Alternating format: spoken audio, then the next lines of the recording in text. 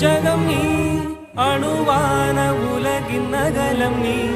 எறும்பின் இதய ஒளி நீ களிரின் துதிக்கை கனமும் நீ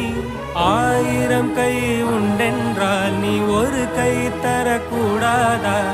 ஈராயிரம் கண் கொண்டாய் உன் ஒரு கண்யனை பாராதா உன்னில் சரணடைந்தேன் இனி நீ கதியே பார்த்தேனே உயிரின் வழியே யார் கண்ணும் காணா முகமே கல்